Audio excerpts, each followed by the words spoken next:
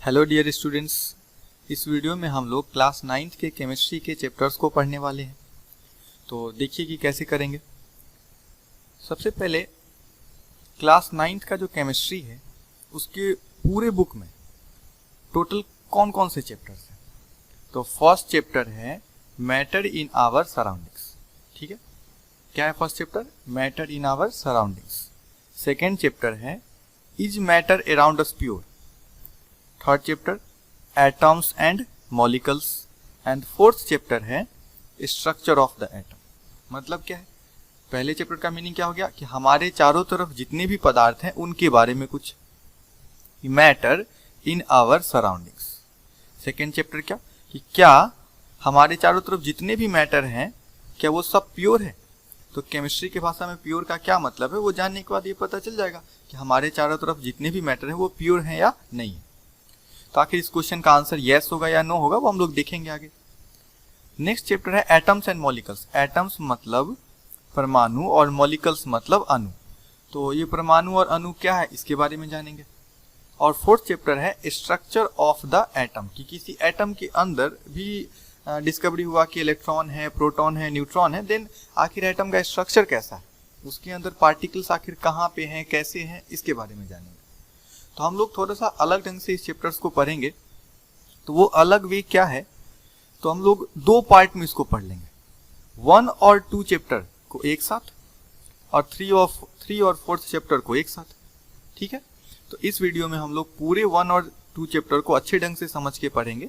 ठीक है, और सेकेंड वीडियो में हम लोग 3rd और 4th चैप्टर को अच्छे से समझेंगे कंबाइन करके। ठीक है, तो हम लोग शुरू करते हैं। फर्स्ट जो टॉपिक है वो आखिर क्या है, तो हम लोग क्या पढ़ने वाले हैं, फर्स्ट और सेकंड चैप्टर को एक साथ। शुरू करते हैं। तो जो फर्स्ट टॉपिक है हम लोगों का वो है मैटर। तो फर्स्ट टॉपिक है मैटर। मैटर को हिंदी में हम लोग पदार्थ बोलते हैं। हमारे चारों तरफ जितने भी चीज हैं, एनीथिंग इन द यूनिवर्स, पूरे ब्रह्मांड में हमारे चारों तरफ जितने भी कुछ हैं जो कि जगह घेर सकता हो, ऑक्युपाई स्पेस, जिनके पास कुछ मास हो, उनको हम लोग क्या बोलेंगे, मैटर। कि anything in the universe which occupy space and have some mass is known as matter. Example, हमारे चारों तरफ एयर, ये भी मैटर है, वाटर, ये भी मैटर है, ह्यूमन बीइंग हम लोग खुद मैटर है, कार, बस, ट्रक, आयरन, जितना कुछ भी नाम जानते हैं हम लोग सब मैटर है। ठीक है, मैटर को हिंदी में क्या बोलते हैं, पदार्थ। केवल एंगर, हैप्पीनेस, इन सब चीजों को हम लोग मैटर कंसीडर नहीं करेंगे। ठीक है, तो मैटर क्या है, anything which can occupy space and have some mass is known as matter. Next आगे बढ़ते हैं। अगला टॉपिक है क्लासिफिकेशन ऑफ मैटर, कि हम लोग मैटर को कैसे कैटेगराइज कर सकते हैं। तो मैटर का क्लासिफिकेशन दो बेसिस पे किया जाता है, एक है फिजिकल क्लासिफिकेशन और एक है केमिकल क्लासिफिकेशन, यानी फिजिकली और केमिकली। तो देखते हैं क्या है ये। फिजिकल क्लासिफिकेशन में मैटर को 5 पार्ट्स में डिवाइड किया गया, सॉलिड्स, लिक्विड्स, गैसेस, प्लाज्मा और बोस आइंस्टाइन कंडेंसेट। एक बार फिर से बोल रहे हैं, बोस आइंस्टाइन कंडेंसेट। ये क्या है, तो मैटर का अवस्था है, स्टेट है। तो मैटर सॉलिड स्टेट में हो सकता है कुछ मैटर लिक्विड स्टेट में हो, कुछ मैटर गैस स्टेट में हो, कुछ मैटर प्लाज्मा स्टेट में हो और कुछ matter Bose Einstein condensate state में हो।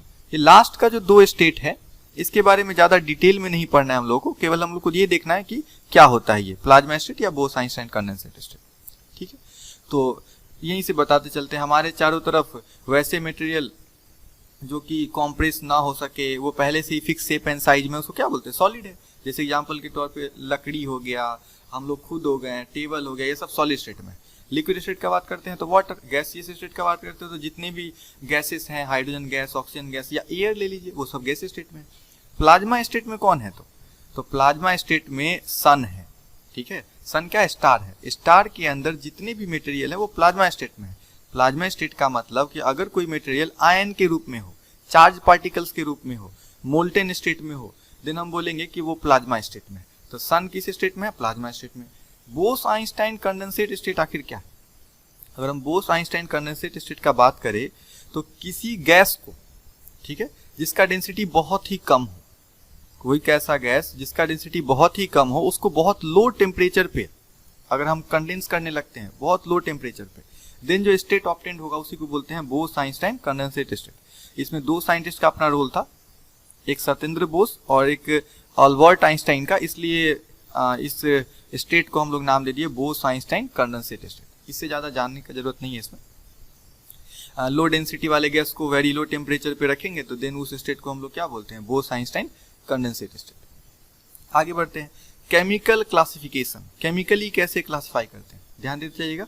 दो पार्ट में केमिकल क्लासिफिकेशन किया गया है, प्योर और इम्प्योर। यहीं से हम लोग को पता चल जाएगा कि मैटर हमारे चारों तरफ प्योर है या इम्प्योर भी है। तो देख के ही पता चल रहा है दोनों तरह का है, प्योर भी है और इम्प्योर फॉर्म में भी है। यानी सेकेंड चैप्टर में जो एक क्वेश्चन है हेडिंग बनाकर कि is matter around us pure, तो आंसर बोलेंगे नो, हमारे चारों तरफ जितने भी मैटर है वो सब प्योर है, ये जरूरी नहीं है, कुछ मैटर इम्प्योर भी है। तो देखते हैं प्योर फॉर्म का क्या मतलब है। आखिर प्योर फॉर्म का मतलब है कि अगर कोई मैटर एक ही तरह की चीजों से मिलके बने, जैसे अगर हम बात करें वाटर का, ध्यान दीजिएगा, वाटर का अगर बात करते हैं तो उसके अंदर हम लोग क्या मिलेगा, H2O, H2O, H2O का मॉलिक्यूल सब, ठीक है, H2O मिलेगा। तो हम बोलेंगे एक ही तरह की चीजों से मिलके बना, इसलिए वाटर प्योर है। हम बात करते हैं आयरन का, तो आयरन क्या चीज से मिलके बना होगा, Fe ही उसके अंदर मिलेगा, एक ही तरह का पार्टिकल है, ये एटम है। तो हम बोलेंगे आयरन जो है वो Fe से ही मिलके बना हुआ है केवल, तो ये भी प्योर है। सिंगल टाइप ऑफ पार्टिकल से मिलके बना हुआ जो कुछ भी होगा वो प्योर कहलाता है। तो जितने भी एलिमेंट्स हैं हमारे पास, एलिमेंट्स जैसे hydrogen, helium, lithium, beryllium, boron, जो आप लोग पढ़े होंगे, ये सब एलिमेंट्स है, ये सब प्योर है। जितने भी कंपाउंड्स हैं जैसे water, carbon dioxide, ozone gas, ये सब क्या है हमारे पास, कंपाउंड्स है। अगर हम बात करें HCl, H2SO4, जो कुछ भी कंपाउंड अभी तक आप पढ़े होंगे, हो सकता है कंपाउंड नहीं पढ़े होंगे, आगे आएगा, तो H2SO4, HCl ये सब सुने भी होंगे, ये सब हमारा प्योर स्टेट में है, क्योंकि एक ही तरह के पार्टिकल से मिलकर बना हुआ है। अगर हम इम्प्योर का बात करें, इम्प्योर का एक और नाम मिक्सचर होता है। इम्प्योर का एक और नाम क्या होता है, मिक्सचर। मिक्सचर मतलब अगर कोई मटेरियल एक से ज्यादा तरह के पार्टिकल से मिलकर बना हुआ है तो हम बोलेंगे मिक्सचर है। जैसे अगर हम बात करें एक गिलास पानी में अगर हम लोग चीनी मिला देते हैं, ठीक है, तो एक से ज्यादा पार्टिकल हो गया इसमें, तो हम बोलेंगे ये इम्प्योर है, यानी ये मिक्सचर है। मिक्सचर दो तरह का होगा, होमोजीनियस और हेट्रोजीनियस। तो हम लोग कब बोलेंगे होमोजीनियस, कब बोलेंगे हेट्रोजीनियस, इसको देख लेते हैं। तो अगर हमारे पास चीनी पानी घुला हुआ है, आप गौर करिए, अगर चीनी और पानी को हम लोग घुला लेते हैं तो चीनी कैसा है, अच्छे ढंग से पूरे में घुल जाता है। यानी इसका मतलब वो इस ढंग से घुल गया है कि हम कहीं से भी थोड़ा सा पानी निकाल कर चखेंगे तो सेम मीठा लगेगा, ठीक है। इससे ये पता चलता है कि जो मिक्सचर है वो होमोजीनियस है, यानी यूनिफॉर्मली एक खास मात्रा में सब जगह चीनी समान है। यानी हम बोलेंगे कि होमोजीनियस वैसा मिक्सचर है जिसमें जो भी सब्सटेंस आपस में मिक्स है वो यूनिफॉर्मली मिक्स है, ठीक है। और होमोजीनियस का जितना भी एग्जाम्पल होगा ना, उनको हम लोग ट्रू सॉल्यूशन बोलते हैं। ये इंपॉर्टेंट बात है, होमोजीनियस के जितने भी एग्जाम्पल होंगे वो क्या कहे जाएंगे, ट्रू सॉल्यूशन। सबको आगे भी देखेंगे। अब हेट्रोजीनियस क्या है, जिसमें समान मात्रा में, समान मतलब खास प्रोपोर्शन में नहीं मिला हुआ रहे, नॉन यूनिफॉर्म मिला हुआ रहे। जैसे अगर हम बात करें बालू पानी का, हम पानी में सैंड मिलाए हुए हैं तो क्या देखने को मिलेगा, नीचे में सैंड ज्यादा होगा, ऊपर में सैंड कम होगा, तो ये अलग ही रेशियो में है, तो हम बोलेंगे ये हेट्रोजीनियस मिक्सचर है। हेट्रोजीनियस मिक्सचर में ब्लड आएगा, इंक आएगा, मिल्क आएगा, फॉग आएगा, क्लाउड आएगा, ये सब हेट्रोजीनियस मिक्सचर, ठीक है। हेट्रोजीनियस मिक्सचर के जितने भी एग्जांपल्स अभी बोले हैं उनमें से कुछ क्लोराइड्स होंगे, क्लोराइड्स, और कुछ को हम लोग सस्पेंशन बोलते हैं, जैसे कफ सिरप, ये क्या है, सस्पेंशन है, ठीक है। सबके बारे में आगे डिस्कशन होगा, अभी केवल स्लाइटली चर्चा कर रहे हैं। तो हम लोग ये देख लिए कि मैटर क्या है, हमारे चारों तरफ जितने भी चीज है वो सब क्या है, मैटर है, जो स्पेस ऑक्युपाई करता है, जिसके पास कुछ मास होता है।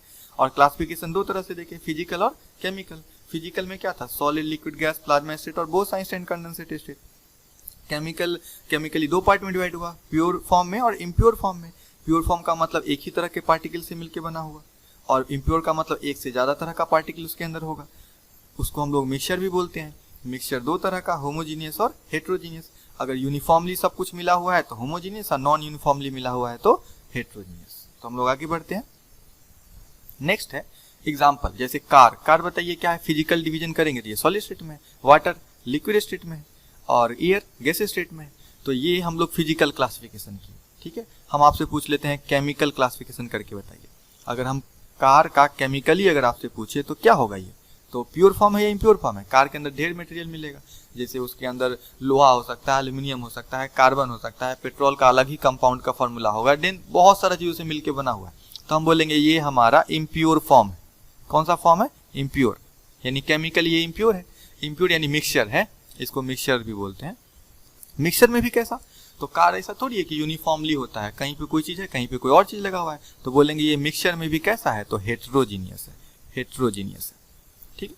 अगर हम बात करते हैं वाटर का, तो वाटर को अगर केमिकल डिवीजन किया जाए, केमिकली डिवाइड किया जाए, तो क्या बोलेंगे? प्योर फॉर्म है। सिंपल सा बात है, एक ही तरह के पार्टिकल से मिलकर बना हुआ है। अब प्योर में भी क्या है? तो बोलेंगे कंपाउंड है। प्योर में भी क्या है? तो कंपाउंड है। थोड़ा देर में ये पता चल जाएगा कंपाउंड किसको बोलते हैं, ध्यान दीजिएगा। एयर का बात करें, तो एयर के अंदर तो बहुत सारा गैस होता है ना, तो हम केमिकली उसके अंदर केमिकली अगर डिवाइड करेंगे तो बोलेंगे वो क्या है? इम्प्योर है। क्या बोलेंगे? इम्प्योर है। ठीक है। और इम्प्योर के अंदर भी कैसा? तो एयर अगर सही प्रोपोर्शन में, तो हम लोग बोलते हैं ना, कहीं से भी एयर लीजिए 21% ऑक्सीजन होगा और 78% नाइट्रोजन होगा, अदर परसेंटेज भी है, कार्बन डाइऑक्साइड का परसेंटेज 0.03%। तो अगर प्योर एयर है, सही ढंग से एयर है, पॉल्यूटेड एयर नहीं है, तो हम उसको क्या बोलेंगे कि ये हमारा होमोजीनियस है। कैसा है? होमोजीनियस। यहां तक क्लियर हुआ? हम लोग आगे बढ़ते हैं, तो वही डिफाइन कर लेते हैं। प्योर फॉर्म का मतलब क्या? कि मैटर का वैसा form which contains only one kind of particle, जो एक ही तरह का पार्टिकल कंटेन करे। पार्टिकल ना लिख के स्पीसीज लिख दिया है, केमिस्ट्री के अंदर स्पीसीज वर्ड यूज करते हैं। ठीक है। हो सकता है वो एटम से बना हो, मॉलिक्यूल से बना हो, इसलिए स्पीसीज कंबाइनली बोल देते हैं। तो प्योर फॉर्म क्या है? मैटर का वैसा फॉर्म जो एक ही तरह का पार्टिकल कंटेन करता हो, वो प्योर फॉर्म है। एग्जाम्पल में आयरन, वाटर, आयरन Fe से बना हुआ है, एटम से बना हुआ है, एटम को हिंदी में परमाणु बोलते हैं। वाटर H2 से बना हुआ है, और ये H2O क्या है? तो मॉलिक्यूल है, मॉलिक्यूल को हिंदी में अणु बोलते हैं। अच्छा, यहाँ पे कंपाउंड और मॉलिक्यूल, यानी ये H2O को हम लोग मॉलिक्यूल भी बोल सकते हैं, कंपाउंड भी बोल सकते हैं। तो हमको ये क्लियर रखना होगा। एटम तो समझ में आ रहा है, तो हमको तीनों में क्लियरेंस आना चाहिए कि एटम क्या है, मॉलिक्यूल क्या है, कंपाउंड क्या है। इसको ध्यान से समझिए, इंपॉर्टेंट। जैसे आयरन का अगर बात करते हैं, ये एक एलिमेंट है, आयरन एक एलिमेंट है,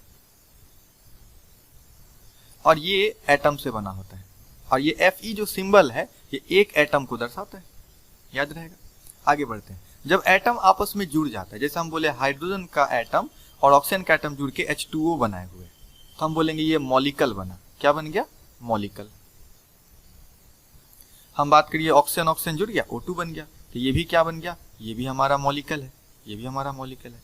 अगर हम बात कर दिए कार्बन ऑक्सीजन के साथ जुड़ के CO2 बना गया, ये भी हमारा मॉलिक्यूल है।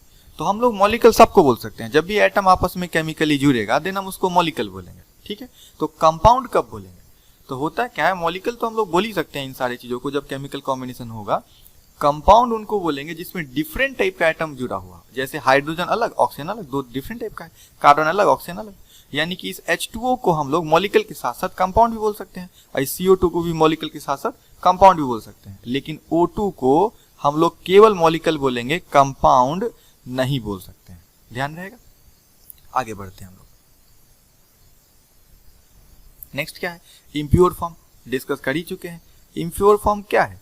कि मैटर का वैसा फॉर्म जिसमें एक से ज्यादा तरह का पार्टिकल होता है, लेकिन वो पार्टिकल मिला हुआ तो होगा, लेकिन केमिकली नहीं जुड़ना चाहिए, क्योंकि अगर कोई भी चीज फिर से केमिकली जुड़ जाएगा तो वो नया चीज बना लेगा। तो हम बोलेंगे केमिकल नहीं, केमिकली नहीं जुड़ना चाहिए। मैटर का वैसा फॉर्म जिसमें एक से ज्यादा तरह का पार्टिकल है, जो केमिकली कंबाइन नहीं करता है, उसको हम लोग क्या बोलते हैं? वो मिक्सचर है, यानी इम्प्योर फॉर्म है। अभी बहुत बार इसका डिस्कशन होगा, सुनते चलिए। एयर क्या है? हमारा इम्प्योर फॉर्म है, CO2, O2, N2, many more उसमें गैसेस होते हैं। कार बहुत सारी चीजों से मिलकर बना है, इम्प्योर फॉर्म है। एलॉय का बात करते हैं, एलॉय जैसे ब्रॉन्ज कौन कौन मेटल से बना है? कॉपर से, और Sn का मतलब होता है टीन, Sn मतलब टीन, Cu मतलब कॉपर। ब्रास पीतल जिसको बोलते हैं, कॉपर और किससे बना हुआ है? जिंक से। Cu मतलब कॉपर, Zn मतलब जिंक। ठीक है। अगर हम बात करें ब्रॉन्ज और ये ब्रास का, दोनों का हिंदी पीतल ही होता है, लेकिन ब्रॉन्ज थोड़ा स्टैंडर्ड है। बोलते हैं ना ब्रॉन्ज मेटल मिला हुआ है, तो एक एलॉय मिला हुआ है, उसके अंदर कॉपर भी है और टीन भी है। एक से ज्यादा मेटल मिक्स करके कुछ खास प्रोपोर्शन में बनाया जाता है, तो उसको हम लोग एलॉय बोलते हैं। शुगर सॉल्यूशन का बात करें, ये भी इम्प्योर है। लेमन प्लस वाटर का बात करें, ये भी इम्प्योर है। अल्कोहल और वाटर का बात करें तो ये भी इम्प्योर है। ठीक है। इम्प्योर समझ में आ रहा है? एक से ज्यादा तरह का चीज होगा तो इम्प्योर। इम्प्योर दो तरह का, होमोजीनियस और हेट्रोजीनियस। इसमें से कुछ होमोजीनियस है, कुछ हेट्रोजीनियस। यहीं पे बता दीजिए, एयर कैसा है? होमोजीनियस। कार कैसा? हेट्रोजीनियस। एलॉय कैसा? एलॉय होमोजीनियस होता है। एलॉय कैसा होता है? Homogeneous, sugar solution homogeneous, lemon water homogeneous और अल्कोहल वाटर भी होमोजीनियस। ठीक है, आगे बढ़ते हैं। नेक्स्ट क्वेश्चन एक पूछ लिए, आयरन को आप फिजिकली डिवाइड करिए तो फिजिकल डिवीजन पे ये सॉलिड स्टेट में है, केमिकली डिवाइड करिए तो केमिकली ये प्योर है क्योंकि एक एलिमेंट है, प्योर में भी कौन, तो एलिमेंट। वाटर को फिजिकली डिवाइड करिए तो लिक्विड स्टेट में है, केमिकली डिवाइड करिए तो ये प्योर है, अब प्योर में भी कौन है, तो कंपाउंड है। ठीक है, इसको मॉलिक्यूल भी बोल सकते हैं ना, और कंपाउंड भी बोल सकते हैं क्योंकि ये डिफरेंट तरह के एटम से मिलकर बना हुआ है। हम लोग मॉलिक्यूल और कंपाउंड में जो डिफरेंस बताए थे अभी, जस्ट उसको लिख लेते हैं। क्या है कि मॉलिक्यूल वैसा केमिकल स्पीसीज है which is made up of या made by the combination of atoms, combination of atoms of, यहाँ ऑफ लगा दीजिए, ऑफ सेम और डिफरेंट टाइप ऑफ एलिमेंट, कि वो केमिकल स्पीसीज है जो बना होता है कॉम्बिनेशन, क्या एक साथ जुड़ के, क्या जुड़ता है, एटम जुड़ता है, सेम एटम जुड़ सकता है या डिफरेंट भी जुड़ सकता है। सेम भी जुड़ा रहेगा तो मॉलिक्यूल, डिफरेंट भी जुड़ा रहेगा तो मॉलिक्यूल। ठीक है, लेकिन कंपाउंड बोलने के लिए सेम का नहीं, डिफरेंट जब तक नहीं होगा तब तक कंपाउंड नहीं बोलेंगे। तो combination of atom of different types of element, अलग अलग तरह के एलिमेंट, आप उसका एटम आपस में जुड़ा हुआ है केमिकली, तो जो बनेगा उसको हम लोग कंपाउंड बोलेंगे। ठीक है ना, जैसे CO2 कंपाउंड है, H2O कंपाउंड है, C6H12O6 ये किसका फॉर्मूला है, ग्लूकोज का, ये भी कंपाउंड है। आया समझ में, डिफरेंट टाइप के एटम से मिलकर बना हुआ है। तो हम लोग आगे बढ़ते हैं। नेक्स्ट है N2H2, बताइए क्या है, ये मॉलिक्यूल है, कंपाउंड इसको नहीं बोल सकते। CO2 मॉलिक्यूल भी बोल देंगे, कंपाउंड भी बोल देंगे। H2O मॉलिक्यूल भी बोलेंगे, कंपाउंड भी बोलेंगे। आ रहा है समझ में। अब फिर से इसको रिवाइज कर लेते हैं। जो हमारा मैटर है, जिसको हिंदी में पदार्थ बोलते हैं, वो अल्टीमेटली एलिमेंट का ही बना होता है।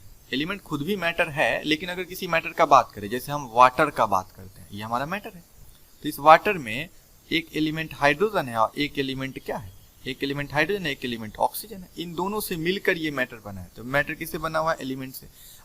ये जो वाटर है H2O, वो क्या चीज से बना हुआ है, एटम से।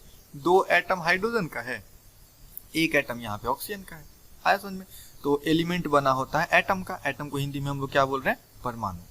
तो एलिमेंट का definition, elements are the pure form of matter. अब एलिमेंट का थोड़ा चर्चा कर लेते हैं। इस आयरन एक एलिमेंट है, आयरन को आप कितना भी कर लीजिए वो आयरन ही रहेगा, यानी Fe ही उसके अंदर, जब तक उसका न्यूक्लियस ना तोड़ा जाए तब तक कुछ और नहीं बन सकता है। तो हम बोलेंगे आयरन फर्दर सिंप्लीफाई नहीं हो सकता है, आयरन Fe से ही बना रहेगा हमेशा, वो तोड़ नहीं सकते। जैसे वाटर को तोड़ सकते हैं, हाइड्रोजन और ऑक्सीजन से मिलकर बना हुआ है, लेकिन आयरन केवल Fe से बना हुआ है। तो ये प्योर फॉर्म ऑफ मैटर, ये तो पता है, जो कि कैन नॉट बी डिकम्पोज, वो आगे डिकम्पोज नहीं हो सकता है, टूट नहीं सकता है सिंपल सब्सटेंस में, और पहले से ये सिंपल है। देन हम इसको बोलेंगे क्या, ये एलिमेंट है। एलिमेंट का डिफिनेशन हो गया। एटम क्या है, तो एटम स्मॉलेस्ट पोर्शन है, किसी भी एलिमेंट का सबसे छोटा रूप हम लोग क्या बोलेंगे, एलिमेंट है। और मैटर किससे बना है, एलिमेंट से, तो हम बोलेंगे एलिमेंट का छोटा रूप अगर एटम है तो मैटर का भी छोटा रूप क्या है, एटम ही है। और ये एटम क्या कर सकता है, केमिकल रिएक्शन में पार्टिसिपेट कर सकता है, यानी जब बॉन्ड बनाता है किसी दूसरे के साथ, एटम के साथ जुड़ता है, तो उसी को केमिकल रिएक्शन बोल देते हैं या केमिकल कॉम्बिनेशन बोल देते हैं। तो एटम वह छोटा सबसे पोर्शन है किसी एलिमेंट या मैटर का जो कि केमिकल रिएक्शन में पार्टिसिपेट करता है। आगे चलकर हम लोग पढ़ेंगे एटम भी डिविजिबल है। पहले ये बोला गया एटम डिविजिबल नहीं है, लेकिन एटम के अंदर भी पार्टिकल पाए गए, ठीक। लेकिन हम लोग इस चैप्टर में एटम को स्मॉलेस्ट ही मानेंगे, क्योंकि जितना भी केमिकल कॉम्बिनेशन पढ़ना है उसमें एटम को स्मॉलेस्ट ही कंसीडर करना पड़ेगा। तो atom is the smallest particle of any element या मैटर। आ रहा है समझ में। तो हम लोग आगे बढ़ते हैं।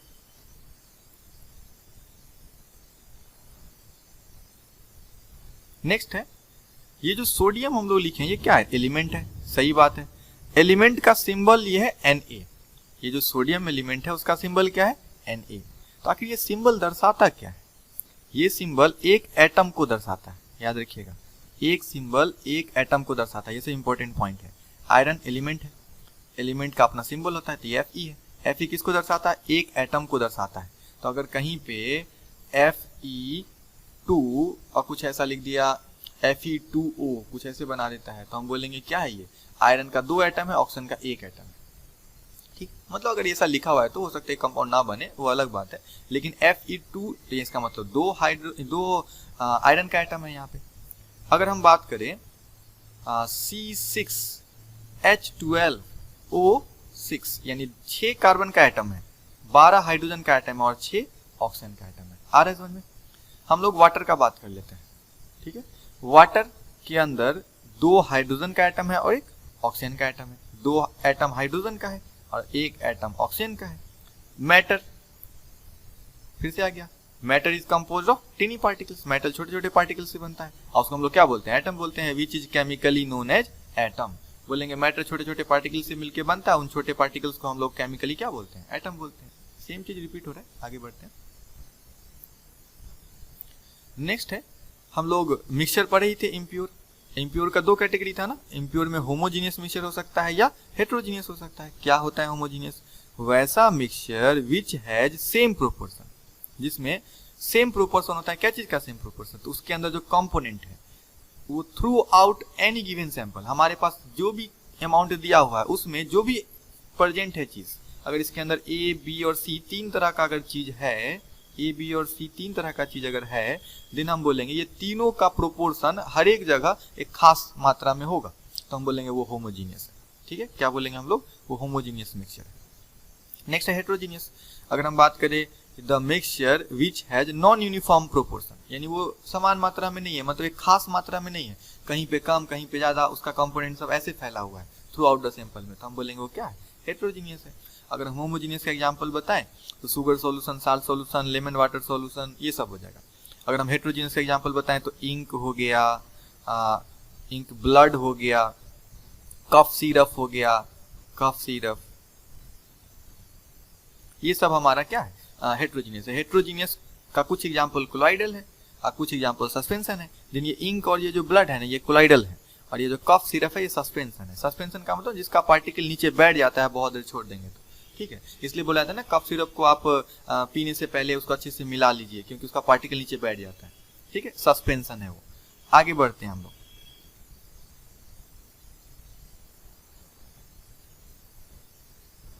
नेक्स्ट है क्वेश्चन करके। अब ये क्या है तो पूछा गया, जो अगर हम ब्लड का बात करते हैं तो आप फिजिकली क्लासिफाई करिए, लिक्विड स्टेट में है। केमिकली क्लासिफाई करिए, मिक्सचर है, मिक्सचर में भी कैसा है? हेट्रोजीनियस है, ठीक है। हेट्रोजीनियस का ये एग्जांपल में कौन सी कैटेगरी में आएगा? तो कोलाइडल में आएगा। शुगर, जिसका फॉर्मूला होता है C12H22O11, ठीक है, C12H22O11, ये शुगर का फॉर्मूला है। और ये फिजिकल क्लासिफिकेशन के बेसिस पे सॉलिड स्टेट में, केमिकल क्लासिफिकेशन में ये प्योर है, और प्योर में भी कौन है? तो कंपाउंड है। ग्लूकोज का बात करते हैं, C6H12O6, फिजिकल क्लासिफिकेशन के बेसिस पे सॉलिड स्टेट में, और केमिकल क्लासिफिकेशन के बेसिस पे ये प्योर है। अब प्योर में भी कौन है? तो कंपाउंड है, डिफरेंट से बना हुआ है ना, इसलिए कंपाउंड। लिथियम का बात करते हैं, फिजिकल क्लासिफिकेशन के बेसिस पे सॉलिड स्टेट में, और केमिकल क्लासिफिकेशन में ये क्या है? प्योर है, क्योंकि ये एक एलिमेंट है। और लिथियम का सिंबल क्या होता है? Li, ठीक है। आगे बढ़ते हैं। मैटर हम लोग सीख लिए, मैटर का क्लासिफिकेशन देख लिए, क्लासिफिकेशन का हर एक तरह से डिस्कशन हो गया, ठीक है। देन हम अपने टॉपिक को आगे लेकर चलते हैं। नेक्स्ट हमारा टॉपिक है कि हमारे पास जो मैटर है, ठीक है, और वो जो मैटर है वो क्या चीज से बना हुआ है? वो पार्टिकल से मिलकर बना हुआ है। तो आखिर वो पार्टिकल जो टीनी पार्टिकल्स है उसका भी अपना कुछ गुण होगा। तो आखिर वो क्या क्या गुण रखता है? एक छोटा सा जो पार्टिकल है, मैटर में जो पार्टिकल होता है, जिसको एटम बोल सकते हैं, या अगर हम वो मैटर को वाटर बोल रहे हैं तो अल्टीमेटली वो एटम से ही बना है, लेकिन मॉलिक्यूल बोलते हैं, वाटर मॉलिक्यूल से बना हुआ है, लेकिन अल्टीमेटली वो एटम ही है, उसके अंदर हाइड्रोजन और ऑक्सीजन का एटम है। तो हम लोग उस पार्टिकल के गुण के बारे में जानने जा रहे हैं। तो आखिर वो गुण क्या है? पहला गुण, they have space between them. ये याद रखना है कि पार्टिकल्स ऑफ मैटर के बीच में जो छोटा छोटा पार्टिकल होगा उनके बीच में स्पेस रहता ही, थोड़ा बहुत लेकिन स्पेस रहेगा। उस स्पेस को हम लोग बोलेंगे intermolecular space. Inter atomic space भी बोल सकते हैं, लेकिन पॉपुलर है intermolecular space, IMS। They are in state of continuous movement. वो जो पार्टिकल है ना, अगर बहुत सारा पार्टिकल है, वो सब पार्टिकल इधर उधर मूव करते रहेगा रैंडम डायरेक्शन में, कभी इधर जिग जैग पाथ में मूव करते रहेगा, ठीक है। इस मूवमेंट को हम लोग ब्राउनियन मूवमेंट भी बोल सकते हैं।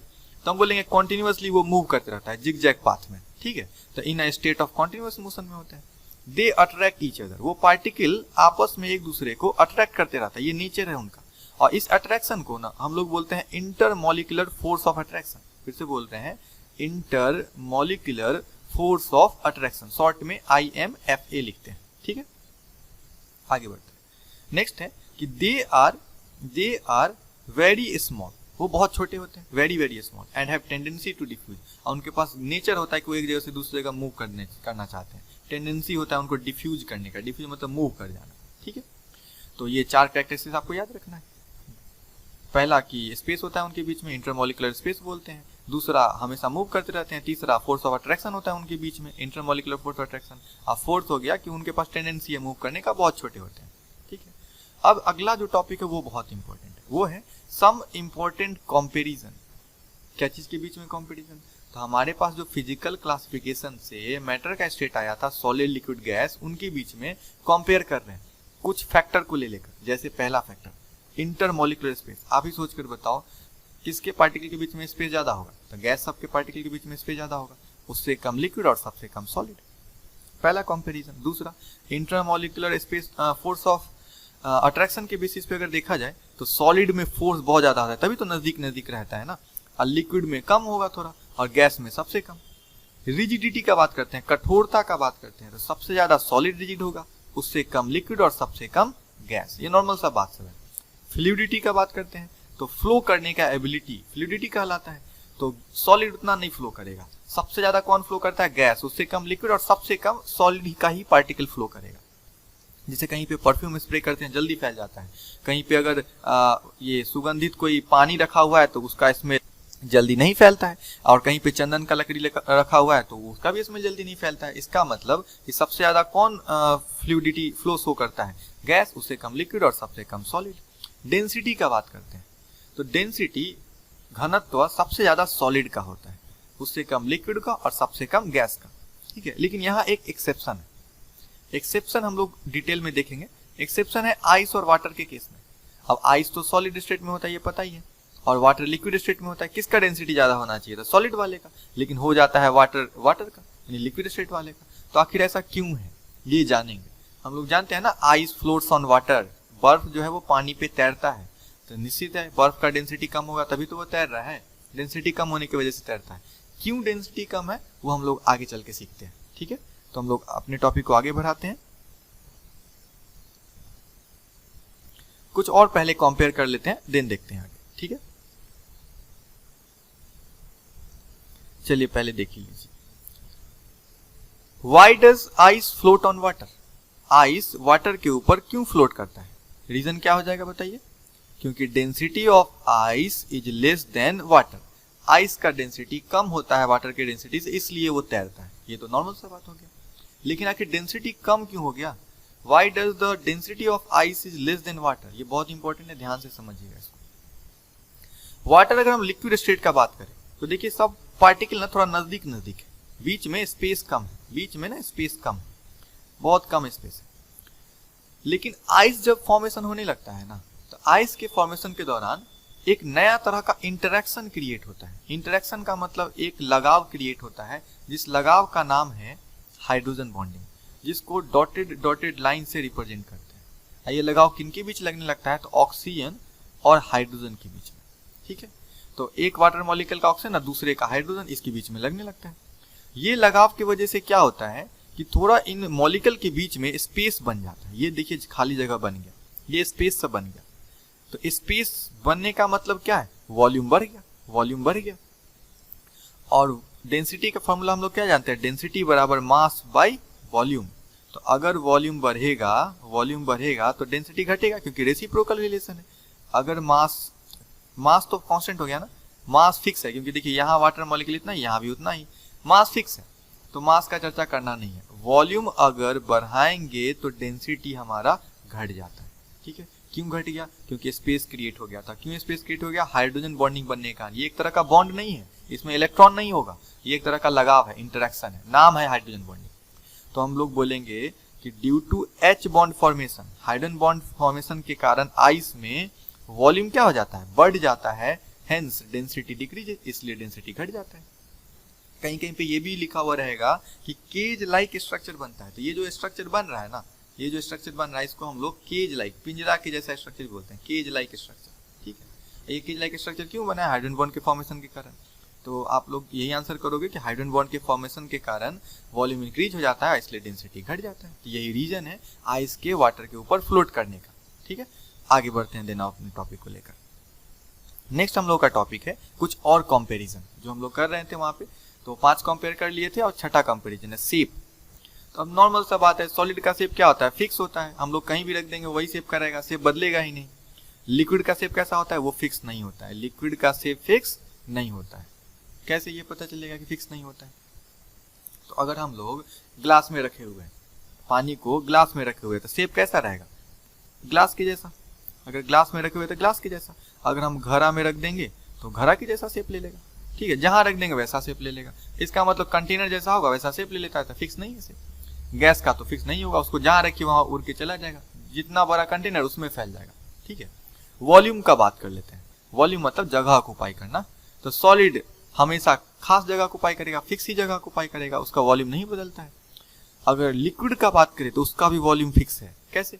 अगर हम एक कंटेनर में 1 लीटर वाटर रखे हैं, अब कंटेनर 5 लीटर का ले आए, तो इसका मतलब थोड़ी कि 5 लीटर हो जाएगा, 1 लीटर नीचे ही तक रहेगा। मतलब अगर 1 लीटर वॉल्यूम है तो यहाँ भी 1 लीटर वॉल्यूम रहेगा, अगर हम बढ़ाते नहीं है तो। मतलब वॉल्यूम जो लिक्विड का है वो फिक्स है। लेकिन गैस के साथ ऐसा नहीं है, गैस का वॉल्यूम भी फिक्स नहीं है। होता क्या है कि एक गैस को तो हम ओपन कंटेनर में रख नहीं सकते।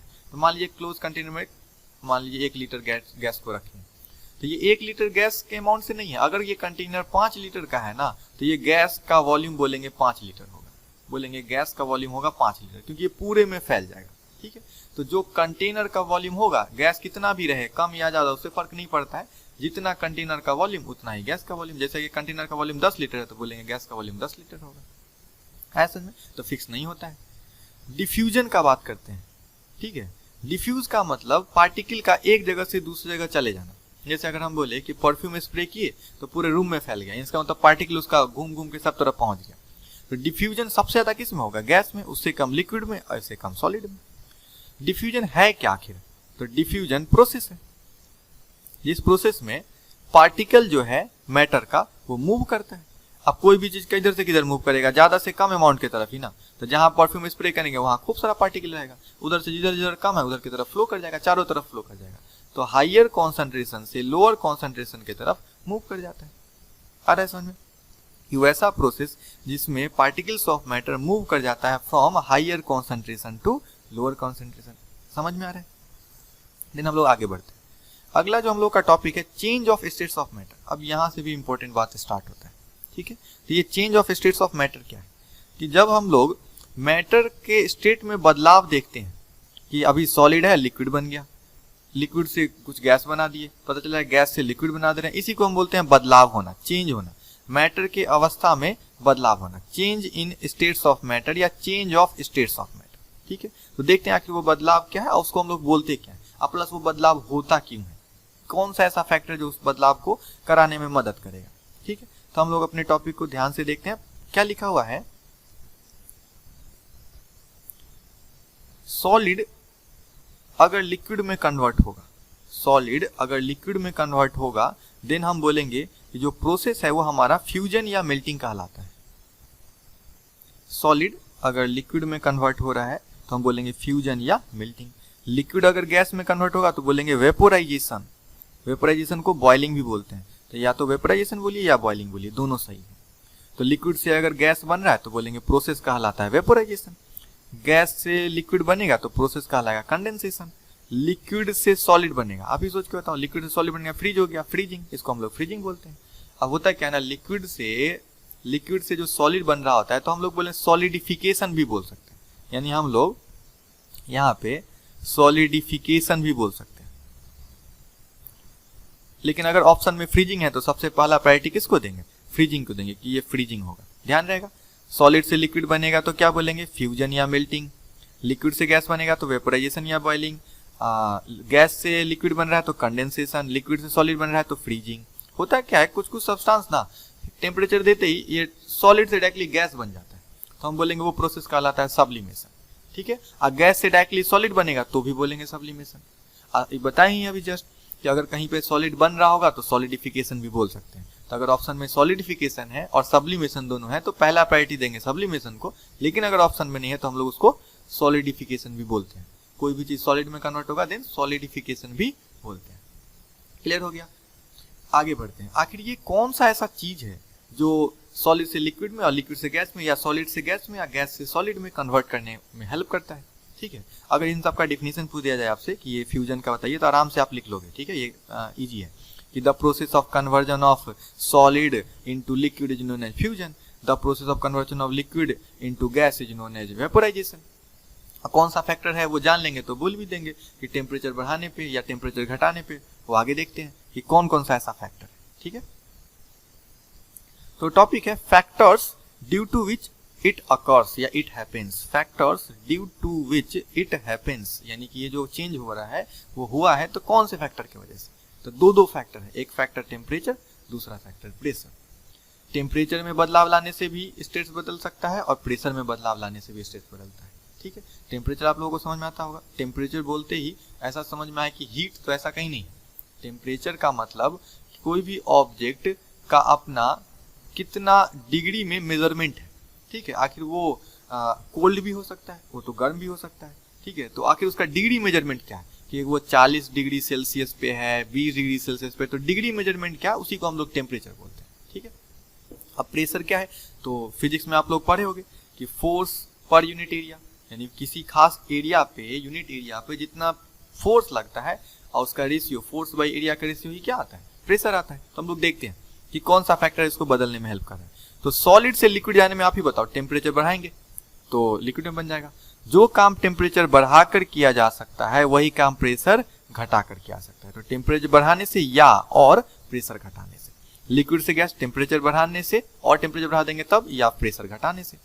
गैस से हम लिक्विड बनाना चाहते हैं, आप ही सोच के देखो, खूब प्रेशर देंगे तो पार्टिकल सब नजदीक नजदीक आएगा, गैस में दूर दूर रहता है ना, खूब प्रेशर दे देकर पार्टिकल को नजदीक ले आएंगे, ठीक है। तो हम बोलेंगे प्रेशर बढ़ा रहे हैं, तो प्रेशर बढ़ाकर भी क्या सकता है, या टेम्परेचर को डाउन करके कर सकते हैं। सेम है, लिक्विड से सॉलिड बनाने में प्रेशर को बढ़ा के कर सकते हैं या टेम्परेचर को घटा कर सकते हैं। तो ये हमारा फैक्टर था। कौन, कितना फैक्टर था, दो फैक्टर, टेम्परेचर और प्रेशर। टेम्परेचर और प्रेशर वैसा फैक्टर है जिसमें बदलाव लाने पे हमारा स्टेट्स ऑफ मैटर चेंज होता है। तो हम लोग कुछ टेम्परेचर के बारे में जान लेते हैं, ठीक है, अबाउट टेम्परेचर। तो क्या है, डिग्री ऑफ हॉटनेस और कोल्डनेस। कोई भी ऑब्जेक्ट हॉट भी हो सकता है, कोल्ड भी हो सकता है, तो उसका जो डिग्री मेजरमेंट है उसी को हम लोग टेम्परेचर बोलते हैं। ऐसा यूनिट क्या है टेम्परेचर का, तो केल्विन है। ऐसा यूनिट टेम्परेचर क्या क्या है, केल्विन है। अदर यूनिट का बात करें तो डिग्री सेल्सियस है, डिग्री फॉरेनहाइट है। तो हमारा लेकिन ऐसा यूनिट कौन है, इंटरनेशनली एक्सेप्टेड यूनिट जो है वो है केल्विन। कन्वर्जन फॉर्मूला का अगर बात करें कि हो सकता है डिग्री सेल्सियस से बोल दे केल्विन बनाइए, केल्विन से बोल दे फॉरेनहाइट बनाइए, कुछ भी बोल सकता है। तो हमको यही एक फॉर्मूला याद रखना है जिससे इजी वे में बन जाएगा। क्या है फॉर्मूला, हम अलग लिखते हैं। तो temperature in degree Celsius by 5, temperature in Kelvin plus 273 divided by 5 is equal to temperature in degree Fahrenheit, degree Fahrenheit होता है -32 बाई 9। अगर ये ऐसा याद है तो हम लोग क्वेश्चन आसानी से सॉल्व कर सकते हैं। यहाँ पे आप लोगों को करेक्ट कर लेना है, ये प्लस नहीं होगा, यहाँ माइनस होगा, ठीक है। फॉर्मूला में भी करेक्ट कर लीजिए, यहाँ पे प्लस नहीं है, ये माइनस है, ठीक है। यानी टेम्परेचर इन केल्विन -273, ठीक है। तो हम लोग क्वेश्चन करते हैं, ठीक है, एक क्वेश्चन बनाकर बताते हैं कि कैसे बनेगा, ठीक है। तो हम लोग एज्यूम करते हैं एक टेम्परेचर को किसी एक यूनिट में, ठीक है। तो हम लोग मान लेते हैं, मान लीजिए 100 डिग्री सेल्सियस, ये आपका गिवन है, ये क्वेश्चन में गिवन है। तो हमको किस में निकालना होगा, डिग्री फॉरेनहाइट में, एंड हम लोग को केल्विन में सॉल्व करना है। तो कैसे बनाएंगे, तो जो दिया हुआ है ना उसको अपने जगह पे पुट कर दिए। तो कहाँ रख देंगे, टेम्परेचर इन डिग्री सेल्सियस 100 और नीचे क्या है 5 इज इक्वल टू, किस में पहले कन्वर्ट करना है, फॉरेनहाइट में ना। तो फॉरेनहाइट वाला फॉर्मूला को उतार दीजिए, डिग्री फॉरेनहाइट -32 बाई 9। अब सॉल्व कर देना है। तो हम बोल देंगे कि ये 100 और 9 ऊपर चला गया, नीचे 5 और is equal to temperature in degree F -32। तो 5 से ये कितने टाइम्स में कट गया, 20 टाइम्स में, और 20 इंटू 9 180। तो टेम्परेचर इन डिग्री एफ -32। तो क्या हो जाएगा 180 और 32 इधर बुला लेंगे तो 32 प्लस में आ गया। तो टेम्परेचर इन डिग्री फॉरेनहाइट, तो हम लोग जोड़ देंगे तो कितना आ जाएगा 212। तो 212 डिग्री फॉरेनहाइट होगा क्या चीज के अंदर, 100 डिग्री सेल्सियस में। 100 डिग्री सेल्सियस बोलिए, 212 फॉरेनहाइट, दोनों बात क्या है, सेम आ रहे समझ में। अब इसको हम लोग दूसरे में कन्वर्ट कर लेते हैं, ठीक है। इसको इरेज कर दिया जाए। हम लोग को केल्विन में कन्वर्ट करना है। तो केल्विन में कन्वर्ट करने के लिए पहले तो 100 डिग्री सेल्सियस दिया तो 100 रख दिए, नीचे 5 है और केल्विन वाले के साथ रिलेट कर देंगे। तो temperature in kelvin minus 273 divided by 5 है।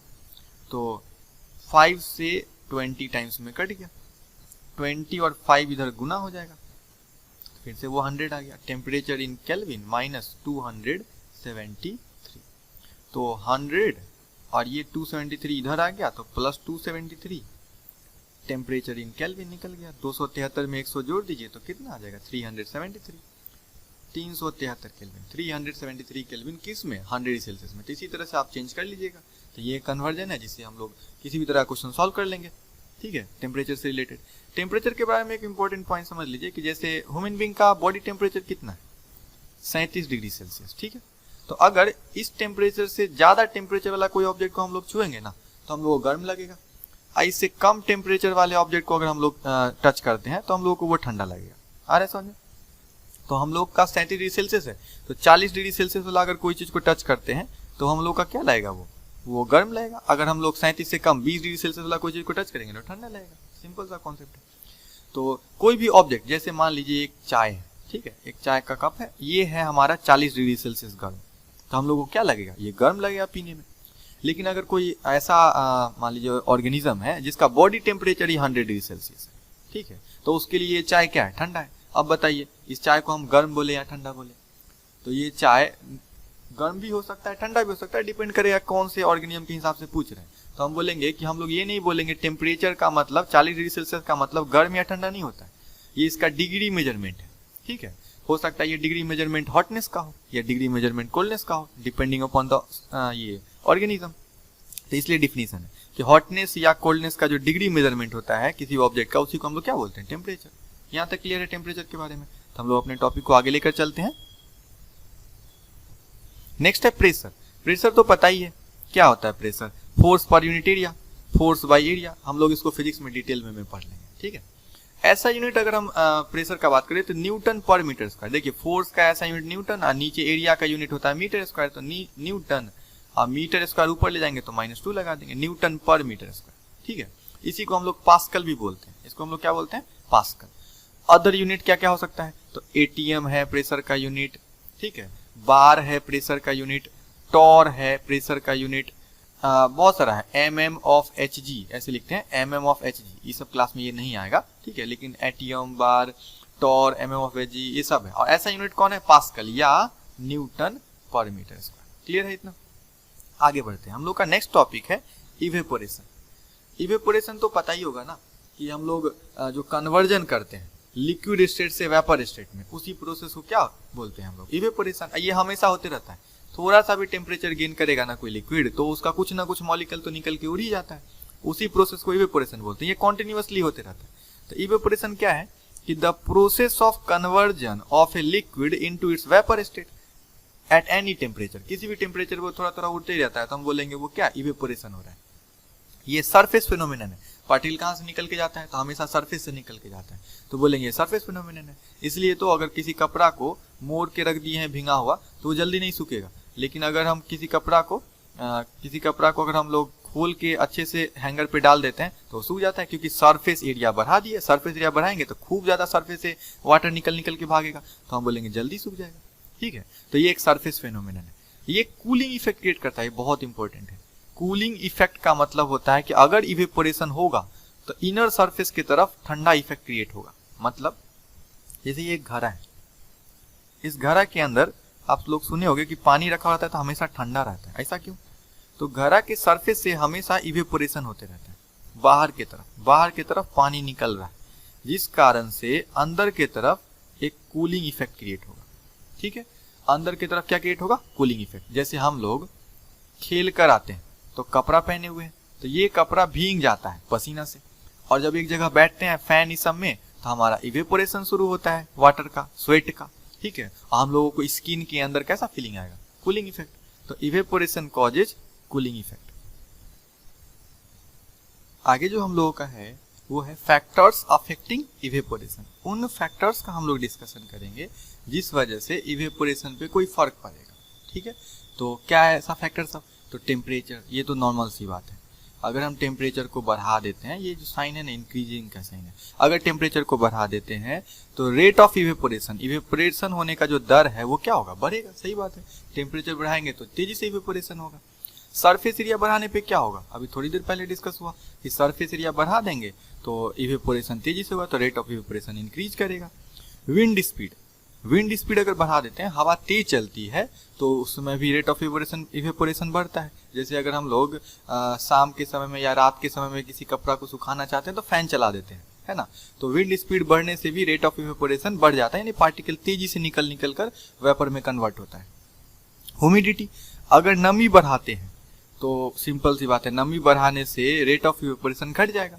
कहीं पे नमी ज़्यादा है तो पहले से ही एटमॉस्फेयर में खूब सारा पानी का मॉलिक्यूल है तो वो नहीं ले पाएगा एक्स्ट्रा वाटर मॉलिक्यूल को, तो बोलेंगे नमी बढ़ने से रेट ऑफ इवेपोरेशन घट जाता है। जैसे बारिश हुआ अचानक से और कुछ देर बाद उसी समय हम लोग कपड़ा बाहर रखते हैं सूखने के लिए तो जल्दी नहीं सूखता है, तो ह्यूमिडिटी बढ़ गया है, नमी बढ़ने से रेट ऑफ इवेपोरेशन घट जाता है। तो ये था हमारा फैक्टर्स अफेक्टिंग इवेपोरेशन। हम लोग अपने टॉपिक को आगे लेकर चलते हैं।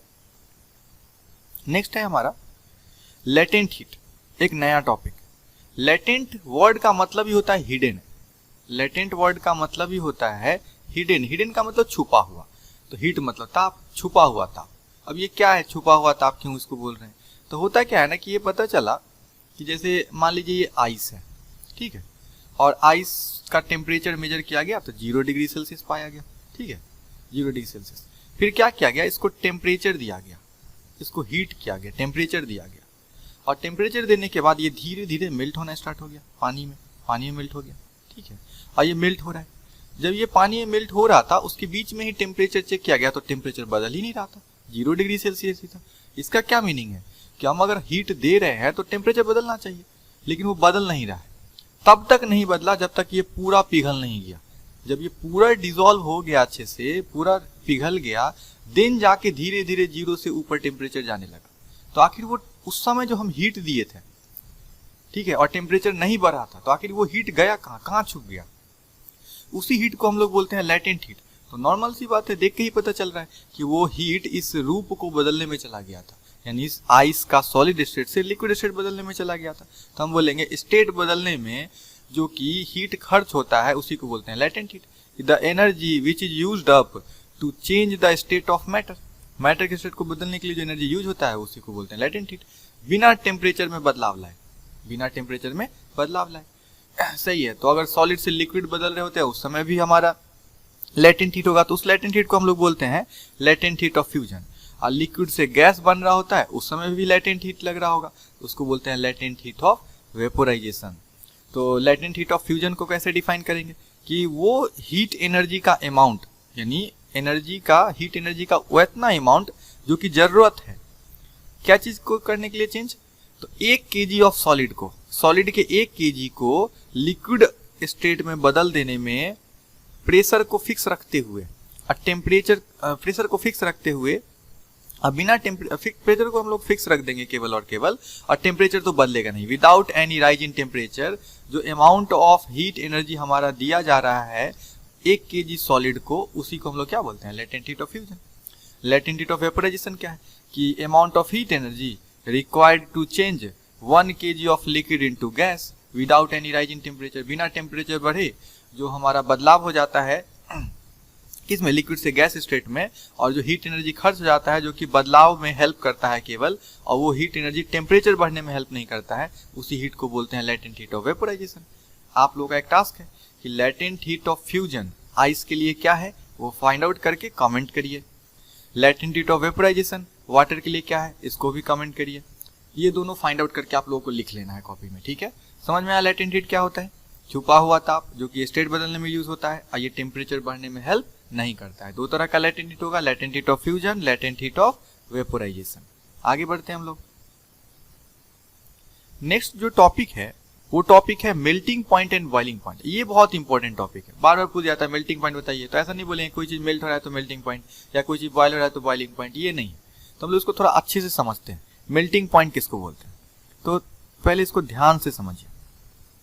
मान लीजिए एक कंटेनर है, इस कंटेनर में वाटर रखा हुआ है, ठीक है, वाटर रखा हुआ है, और हम इस कंटेनर को क्लोज कर देते हैं। यहाँ टेम्परेचर दिया गया, टेम्परेचर दिया जा रहा है इसको, तो क्या होगा, धीरे धीरे इसमें का पार्टिकल वाटर मॉलिक्यूल निकल कर वेपर में कन्वर्ट होगा, वाटर मॉलिक्यूल निकल कर वेपर में कन्वर्ट होगा, वाटर मॉलिक्यूल निकल कर वेपर में कन्वर्ट होगा। और ये वाटर मॉलिक्यूल किधर जा रहा होगा, फिर से एक बार ड्रॉ कर दिया जाए, ये वाटर मॉलिक्यूल निकल ये आगे कहीं भी मूव कर सकता है, क्योंकि हमको पता है ये पार्टिकल का नेचर क्या होता है, मूव करने का। तो ये वाटर मॉलिक्यूल इधर इधर रैंडम डायरेक्शन में जाएगा, तो ये वाटर मॉलिक्यूल नीचे जा सकता है कि नहीं, ये नीचे भी जा सकता है। अगर ये नीचे गया और वाटर में जाके टक्कर मारा तो ये फिर से वाटर बन जाएगा।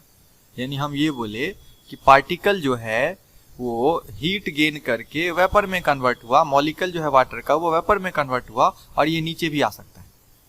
ठीक है, तो शुरुआत में ऐसा क्या हो रहा होगा, तो शुरुआत में पानी से वेपर बनने का रेट ज्यादा है, पानी से वेपर बनने का रेट ज्यादा है, और वेपर से पानी बनने का रेट क्या है, बहुत कम है।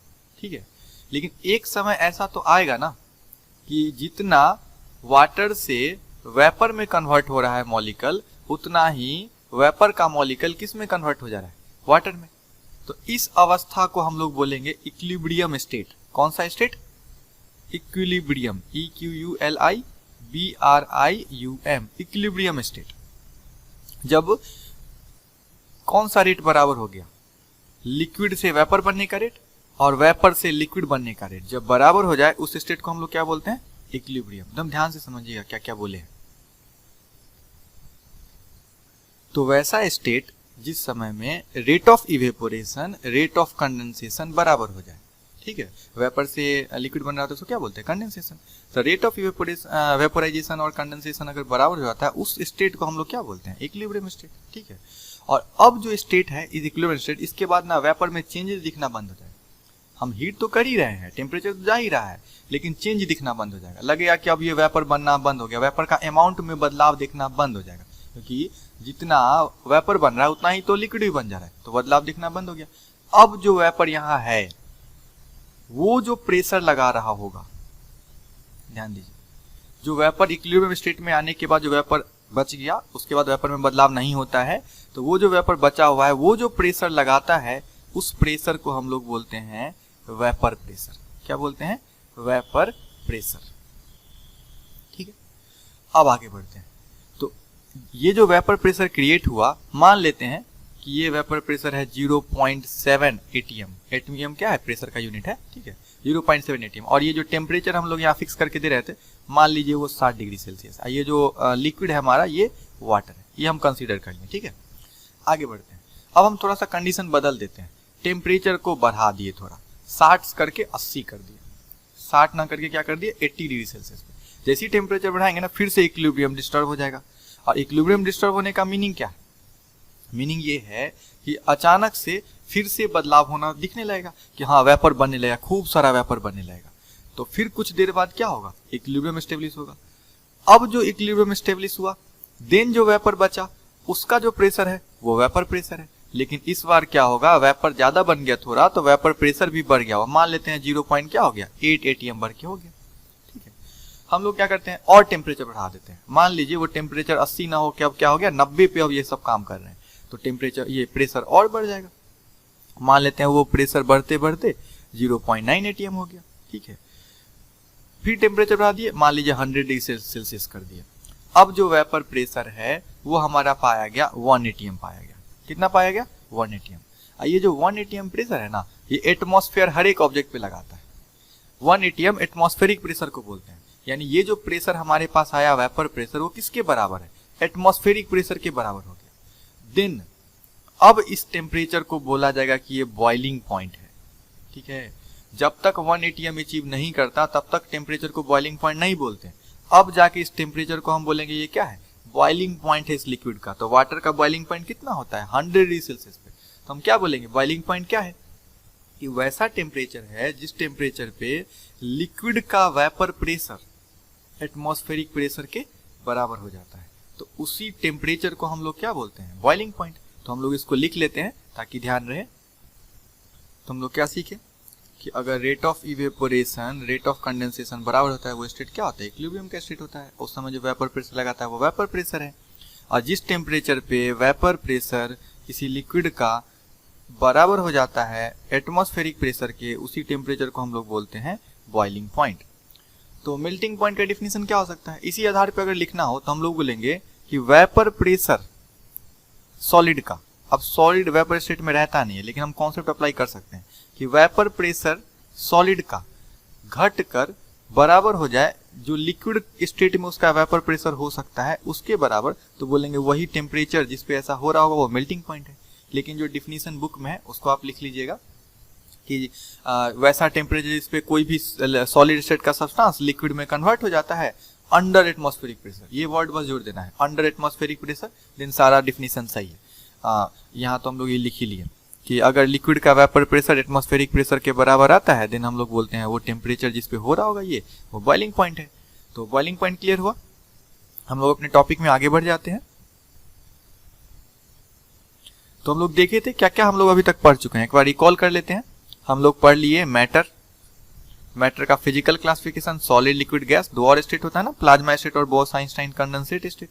केमिकल क्लासिफिकेशन में प्योर फॉर्म में या इम्प्योर फॉर्म में, इम्प्योर फॉर्म का एक और नाम मिक्सचर, प्योर फॉर्म में कौन हो सकता है? एलिमेंट। अब एलिमेंट में ना कुछ मेटल्स हो सकते हैं, ठीक है, हो सकता है कुछ नॉन मेटल होंगे या कुछ मेटलॉइड होंगे, ये आप लोगों को पता होगा, metal, non metal, metalloid. Compound, ठीक है, तो कंपाउंड ना कुछ कंपाउंड ऑर्गेनिक होते हैं, कुछ कंपाउंड इनऑर्गेनिक होते हैं, ये सब आप लोग हायर क्लास में पढ़ोगे ऑर्गेनिक कंपाउंड्स, इनऑर्गेनिक कंपाउंड्स के बारे में। होमोजीनियस का अगर बात करें, मिक्सचर दो तरह का, होमोजीनियस और हेट्रोजीनियस। होमोजीनियस का जितना भी एग्जांपल है वो ट्रू सॉल्यूशन के नाम से जाना जाएगा या सीधे सॉल्यूशन बोलते हैं। हेट्रोजीनियस का जितना एग्जांपल है उसमें से कुछ क्लोइड्स हैं, कुछ क्या है, सस्पेंशन है, ये सब हम लोग पढ़ चुके थे, ठीक है।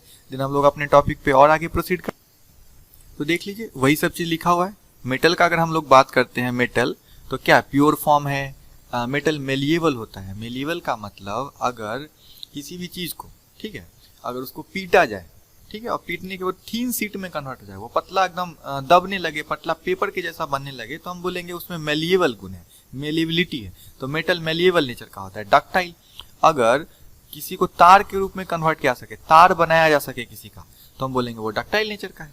मेलिएबल डक्टाइल समझ में आया। वो कंडक्टर भी होता है, हीट का और इलेक्ट्रिसिटी का, गुड कंडक्टर होता है, हीट और इलेक्ट्रिसिटी मेटल से अच्छे से पास आता है। तो मेटल प्योर फॉर्म है, मेलिएबल होता है, डक्टाइल होता है, कंडक्टर होता है हीट और इलेक्ट्रिसिटी का। नॉन मेटल का अगर बात कर लेते हैं, प्योर फॉर्म में है, ब्रिटल होता है, टुकड़ा टुकड़ा में टूट जाएगा, मेलिएबल डक्टाइल नहीं होगा, वो जनरली इंसुलेटर होता है। सारा का सारा नॉन मेटल जनरली इंसुलेटर होता है, वो इलेक्ट्रिसिटी कंडक्ट नहीं करता। लेकिन एक एक्सेप्शन है। एक्सेप्शन क्या है? तो एक्सेप्शन हमारा है ग्रेफाइट।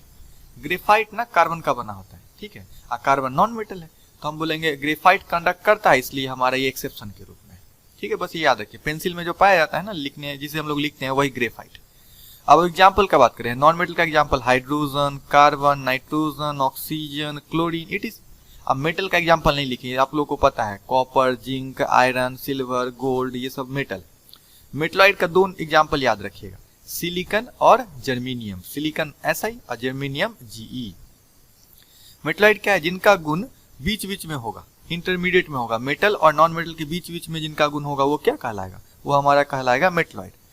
कैन कंडक्ट इलेक्ट्रिसिटी, ये इलेक्ट्रिसिटी कंडक्ट कर सकते हैं, लेकिन टेम्परेचर को इंक्रीज करने पे, ठीक है, याद रखिएगा, टेम्परेचर को इंक्रीज करने पे या इम्प्यूरिटी ऐड करने पे, इसमें कुछ और चीज मिला दिए तो ये कंडक्टर के जैसा बिहेव करता है। टेम्परेचर इंक्रीज करने का मतलब क्या? तो रूम टेम्परेचर से ऊपर टेम्परेचर ले जाएंगे, थोड़ा ज्यादा बढ़ाएंगे टेम्परेचर, और या उसमें इम्प्यूरिटी ऐड कर देंगे, तो इसमें कंडक्शन का गुण आ जाता है मेटलॉइड के अंदर। इससे ज्यादा हम लोगों को नहीं सीखना है, ठीक है। नेक्स्ट जो टॉपिक है हम लोगों का, सॉल्यूशन। बताए थे होमोजीनियस का जितना एग्जाम्पल है सॉल्यूशन कहलाता है, और हेट्रोजीनियस का एग्जाम्पल में कुछ क्लोराइड्स होंगे, कुछ क्या होंगे, सस्पेंशन है। तो थोड़ा इनके बारे में चर्चा कर लेते हैं, ठीक है। आगे बढ़ते हैं। सॉल्यूशन, तो हम लोग को पता ही है सॉल्यूशन कैसा मिक्सचर है, होमोजीनियस मिक्सचर है। सॉल्यूशन कैसा मिक्सचर है? होमोजीनियस मिक्सचर है। क्या चीज का? दो या दो से ज्यादा सब्सटेंस होंगे, और दोनों सब्सटेंस जो उसके अंदर मिला होगा वो प्योर स्टेट में होता है। सही बात है ना, अगर हम चीनी पानी को मिलाते हैं तो चीनी भी प्योर है, पानी भी प्योर है, तो दो सब्सटेंस है, दोनों प्योर है। लेकिन चीनी और पानी आपस में केमिकली नहीं जुड़ा होता है, बस केवल फैला हुआ रहता है एक दूसरे के अंदर, ठीक है। तो सॉल्यूशन ये है, होमोजीनियस मिक्सचर है, दो या दो से ज्यादा सब्सटेंस से बना हुआ है, केमिकली कंबाइन नहीं है। कंपोनेंट का अगर बात करें तो सॉल्यूशन का जो कंपोनेंट है उसमें से एक होता है सॉल्यूट, सॉरी, एक या एक से ज्यादा सॉल्यूट हो सकता है, और सॉल्वेंट हमेशा कोई एक ही होगा। सॉल्वेंट हमेशा कोई एक ही होगा। जैसे अगर हम बात करें कि चीनी, पानी और नमक, शुगर है, वाटर है और सॉल्ट है। अगर हम सॉल्ट का बात करें, शुगर, वाटर और सॉल्ट का, तो इसमें जो वाटर है वो सॉल्वेंट है, अब बाद बाकी जो दो बच गया ये दोनों क्या है, सॉल्यूट है। तो सॉल्वेंट हमेशा कोई एक ही होगा, लेकिन सॉल्यूट एक से ज्यादा भी हो सकता है। अगर दो कंपोनेंट है तो एक सॉल्यूट एक सॉल्वेंट, ठीक है। तो हमको पता होना चाहिए ना किसको सॉल्यूट बोलेंगे किसको सॉल्वेंट बोलेंगे। तो सॉल्यूट और सॉल्वेंट पहचानने का तरीका अभी जस्ट सीखेंगे, ध्यान से देखिए। तो ये एक कंटेनर बना हुआ है, इस कंटेनर में 3 कंपोनेंट है, ए, बी और सी, ठीक है, 3 कंपोनेंट। और जो सॉल्यूशन बना इससे ना वो लिक्विड स्टेट में है। कौन से स्टेट में? लिक्विड स्टेट में। इनका अपना स्टेट क्या है? तो ए का स्टेट सॉलिड है, बी का स्टेट सॉलिड है और सी का स्टेट लिक्विड है। तो सबसे पहले देखिए कि सॉल्यूशन का स्टेट किससे मैच कर रहा है? तो सी से मैच कर रहा है। तो सॉल्यूशन का स्टेट जिससे मैच कर रहा होगा वही कंपोनेंट हमारा सॉल्वेंट होगा। तो सी है यहाँ पे सॉल्वेंट, सी क्या है यहाँ पे? सॉल्वेंट। जो बच गया उसको हम लोग क्या बोलेंगे? सॉल्यूट, क्योंकि सॉल्वेंट को एक ही होता है। लेकिन ऐसा अगर हो जाए कि दो का मैच करने लगे, जैसे लिक्विड है ना सॉल्यूशन, यहाँ भी लिक्विड है सी कंपोनेंट और बी कंपोनेंट भी क्या है? लिक्विड है। दूसरे एग्जांपल में ए जो है वो सॉलिड स्टेट में है, तो अब सॉल्यूशन के स्टेट से मैच कर गया दो का। तो अगर ऐसा हो जाएगा तो हम लोग तब अमाउंट पे जाएंगे कि इन बी और सी में किसका अमाउंट ज्यादा है। तो जिसका अमाउंट ज्यादा होगा वो हमारा होगा सॉल्वेंट, और बाकी जो बच गया वो क्या होगा? सॉल्यूट। ये क्लियर हुआ ना? सॉल्यूट हम लोग किसको बोलते हैं? सॉल्यूशन का फेज जिससे मैच करा होगा सॉल्वेंट हो जाएगा, और बाद बाकी बचा हुआ सॉल्यूट। लेकिन अगर सॉल्यूशन का फेज दो से मैच करेगा, ज्यादा से मैच करेगा, तो अमाउंट पे जाएंगे। जिसका अमाउंट ज्यादा वो सॉल्यूट, और जो बच गया वो सब क्या कहलाता है? जिसका अमाउंट ज्यादा वो सॉल्वेंट, और जो बच गया उसको क्या बोलते हैं हम लोग? सॉल्यूट बोलते हैं। यहाँ तक क्लियर है? हम लोग आगे बढ़ते हैं अपने टॉपिक में। टॉपिक है कि साइज। अगर हम साइज का बात करें, अगर हम लोग साइज का बात करते हैं सॉल्यूशन के पार्टिकल का, सॉल्यूशन के पार्टिकल का साइज, तो सॉल्यूशन का जो पार्टिकल है उसको सॉल्यूट पार्टिकल बोलते हैं। वो पार्टिकल को क्या बोलते हैं? सॉल्यूट। कि किसी सॉल्वेंट में घुला हुआ है तो सॉल्यूट ही बोलेंगे ना। तो सॉल्यूट पार्टिकल का साइज 1 नैनोमीटर से छोटा होता है, लेस देन क्या होता है? 1 नैनोमीटर। ये याद रखिएगा। नैनो का मतलब 10 का पावर -9। 1 नैनोमीटर में कितना मीटर? तो 10 का पावर -9 मीटर। आगे बढ़ते हैं।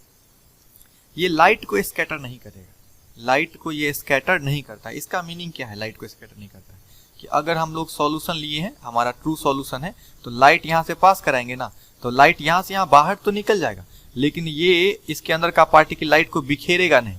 मतलब ऊपर से जाकर अगर हम देखेंगे ना सॉल्यूशन को, तो हमको अंधेरा दिखेगा, डार्क दिखेगा ये पूरा का पूरा, ठीक है। लाइट पास हो रहा है अंदर से, लेकिन पार्टिकल स्कैटर ही नहीं किया। और जब तक कोई चीज स्कैटर नहीं होगा हमको विजुअलाइज नहीं होगा। हम लोग क्यों देख पाते हैं किसी भी चीज को? क्योंकि लाइट का स्कैटरिंग होता है, स्कैटर नहीं करता है इसका पार्टिकल। अब हमारे पास 3 तरह का सॉल्यूशन है, सेचुरेटेड सॉल्यूशन, अनसेचुरेटेड, सेचुरेटेड और क्या? Super saturated. तो ये क्या है? एकदम सिंपल सा कॉन्सेप्ट है, अनसेचुरेटेड का, सेचुरेटेड का और सुपर सेचुरेटेड का। ध्यान से देखिए। हम क्या किए, एक कंटेनर लिया, इस कंटेनर में पानी रखे हुए हैं, ठीक है। हम क्या किए, इसमें 10 ग्राम चीनी घुलाए, बहुत अच्छे से घुल गया। लेकिन जैसे ही 11वां ग्राम चीनी घुलाएंगे ना, मतलब अगला 1 ग्राम घुलाएंगे तो वो नहीं घुल रहा, यानी 11 ग्राम में 10 घुल रहा है, 1 ग्राम बच जा रहा है। तो हम बोलेंगे कि इस पानी का जो कैपेसिटी है घुलाने का वो कितना ग्राम है? 10 ग्राम ही है। तो हम ये पहले जान गए कि इस पानी की कैपेसिटी है 10 ग्राम घुलाने का। उतना ही पानी लिए, अब हम इसमें 6 ग्राम घुला के रखे हैं। तो आप बताइए कि ये जो सॉल्यूशन बना 6 ग्राम घुलाकर, उसमें और चांसेस है घुलने का, लेकिन ये 10 ग्राम के साथ जो सॉल्यूशन बना है उसमें अब चांसेस नहीं है। तो जिसमें और ज्यादा चांसेस रहता है ना घुलने का, उस तरह का सॉल्यूशन सेचुरेटेड कहलाता है, ठीक है, सॉरी अनसेचुरेटेड कहलाता है। लेकिन जिसमें और ज्यादा चांसेस नहीं है हम बोलेंगे वो सेचुरेटेड हो गया। वो क्या हो गया? सेचुरेटेड। अब वो सेचुरेट कर गया तो क्या होगा अनसेचुरेटेड का? कि वैसा सॉल्यूशन जिसमें मोर सॉल्यूट कैन बी डिजोल्व, और ज्यादा सॉल्यूट क्या हो सकता है? डिजोल्व हो सकता है। मोर सॉल्यूट कैन बी डिजोल्व। और ये वैसा सॉल्यूशन है सेचुरेटेड वाला जिसमें नो मोर सॉल्यूट, अब कोई ज्यादा सॉल्यूट डिजोल्व नहीं कर सकते, तो हम बोलेंगे वो सेचुरेटेड है। अब सुपर सेचुरेटेड क्या होता है? तो सुपर सेचुरेटेड और कुछ भी नहीं है। जैसे ये सेचुरेटेड है ना, हमारा ये सेचुरेटेड है जिसमें कितना घुला लिए थे? 10 ग्राम। इस सेचुरेटेड वाले में टेम्परेचर बढ़ा देते हैं। सेचुरेटेड का टेम्परेचर अगर इंक्रीज कर दिया जाए और टेम्परेचर बढ़ाने के बाद इसके अंदर और ज्यादा सॉलिड घुलने लगेगा, और ज्यादा सॉलिड घुलने का 10 से अब ये मानो 15 ग्राम घुल गया, इसके अंदर 5 ग्राम और घुल गया। तो अब जो सॉल्यूशन बना ना टेम्परेचर बढ़ाने के बाद, उसको बोलते हैं सुपर सेचुरेटेड। यानी सेचुरेटेड के अंदर और ज्यादा सॉल्यूट डिसॉल्व करा लेंगे टेम्परेचर बढ़ा के, देन उसको हम लोग क्या बोलेंगे, सुपर सेचुरेटेड। अब हमारे पास टॉपिक है कॉन्सेंट्रेशन ऑफ सॉल्यूशन। ठीक है, कॉन्सेंट्रेशन ऑफ सॉल्यूशन ये क्या होता है आखिर, कॉन्सेंट्रेशन किसको बोलते हैं, ये एक नया टॉपिक है। कॉन्सेंट्रेशन का मतलब एकदम सिंपल सा है, सॉल्यूट के बारे में जानकारी देना। ठीक है, किसके बारे में जानकारी देना, सॉल्यूट के बारे में। लेकिन सॉल्यूट के बारे में जानकारी देंगे तो किसके रिस्पेक्ट में देंगे, या तो सॉल्यूशन के रिस्पेक्ट में दे रहे होंगे या हम लोग सॉल्वेंट के रिस्पेक्ट में दे रहे होंगे। ठीक है, जैसे अगर हम बात करें यहीं पे, जैसे यहीं पे अगर बात करें इस पानी के अंदर अगर 10 ग्राम चीनी घुला हुआ है तो बोलेंगे ना 10 ग्राम सॉल्यूट प्रेजेंट है कुछ गिवन अमाउंट ऑफ वाटर के अंदर। मान लीजिए ये पानी 1 लीटर था तो 1 लीटर वाटर में 10 ग्राम चीनी घुला हुआ है, तो ये हम स्टेटस बता रहे हैं सॉल्यूट का। ठीक है, सॉल्वेंट का अमाउंट फिक्स करके ही बताएंगे। तो एक गिवन अमाउंट ऑफ सॉल्वेंट में या सॉल्यूशन में जब कभी सॉल्यूट के अमाउंट के बारे में बताया जाता है तो वही कॉन्सेंट्रेशन कहलाता है। ठीक है, इसको डिटेल में हम लोग अगले यानी जो चैप्टर का सीरीज आएगा उसमें पढ़ेंगे अच्छे से। ठीक है, यहाँ पे केवल टर्म का चर्चा कर लेते हैं। तो क्या इट मे बी डिफाइंड है, जिसको डिफाइन किया जा सकता है, मे बी का मतलब कि और भी तरह से डिफाइन किया सकता है कि कितना अमाउंट है सॉल्यूट का प्रेजेंट है गिवन अमाउंट ऑफ सॉल्वेंट में या सॉल्यूशन में। ये अच्छे से क्लियर हो जाएगा जब हम लोग आगे टॉपिक पढ़ेंगे तब। तो कॉन्सेंट्रेशन बताने के लिए ना बहुत सारा टर्म है जिसके जरिए कॉन्सेंट्रेशन यानी सॉल्यूट के बारे में जानकारी दिया जा सकता है। वो टर्म क्या क्या है, W/W परसेंट, जिसको परसेंट बाई मास भी बोलते हैं, V/V percentage, percent by volume भी बोलते हैं, W/V परसेंट यानी मास बाई वॉल्यूम परसेंट, इसको बोलेंगे mass by volume percent, volume percent. ठीक है, फिर मोलैरिटी, मोलैलिटी, फिर मोल फ्रैक्शन। तो मोलैरिटी और मोल फ्रैक्शन ये सब जितना भी टर्म यहाँ पे लिखा हुआ है सब कॉन्सेंट्रेशन ही बताता है, सबका अपना अलग अलग तरह से फॉर्मूला होगा, ये हम लोग अगले सीरीज में पढ़ेंगे। ठीक है, तो हम लोग इस चैप्टर 2 चैप्टर का जो एक साथ कॉम्बिनेशन करके पढ़े हैं वो लास्ट होने जा रहा है। देन हम लोग अगले सीरीज में 2 नेक्स्ट जो चैप्टर बचेगा उसको एक साथ पढ़ लेंगे। ठीक है, आगे बढ़ते हैं। तो हम लोग देखते हैं ये क्या है। तो कोलाइडल के बारे में पहले भी जान चुके थे, यहाँ पे हम लोग सॉल्यूशन पढ़ लिया। अब कोलाइडल क्या है, तो हेट्रोजीनियस है, पहले से भी पता है। पार्टिकल का साइज कितना होता है, तो 1 नैनोमीटर और 1000 नैनोमीटर के बीच में, 1 नैनोमीटर से बड़ा 1000 नैनोमीटर से छोटा, तो between 1 nanometre and 1000 nanometre particle का साइज होगा। किसके पार्टिकल का साइज, तो कोलाइडल सॉल्यूशन में जो सॉल्यूट पार्टिकल होगा उसका साइज। हम लाइट के स्कैटरिंग का बात करें तो ये भी स्कैटर करता है, वो स्कैटर नहीं कर रहा था, सॉल्यूशन स्कैटर नहीं करता है लेकिन ये स्कैटर करता है। अगर कहीं भी स्कैटरिंग होगा तो हम बोलेंगे टिंडल इफेक्ट शो हो रहा है। ठीक है, टिंडल इफेक्ट का मतलब स्कैटरिंग की वजह से लाइट का पाथ दिखने लगता है। जैसे आप गौर किए होंगे कभी रूम में, डस्टी रूम में, धूल वाले रूम में कहीं फांस से लाइट आ रहा होता है तो हमको लाइट का पाथ दिखने लगता है कि अच्छा लाइट इधर से इधर जा रहा है, तो धूल के कण की वजह से दिख रहा होता है स्कैटरिंग के कारण। इस इफेक्ट को बोलते हैं टिंडल इफेक्ट। तो स्कैटरिंग ऑफ लाइट होता है, टिंडल इफेक्ट शो करता है।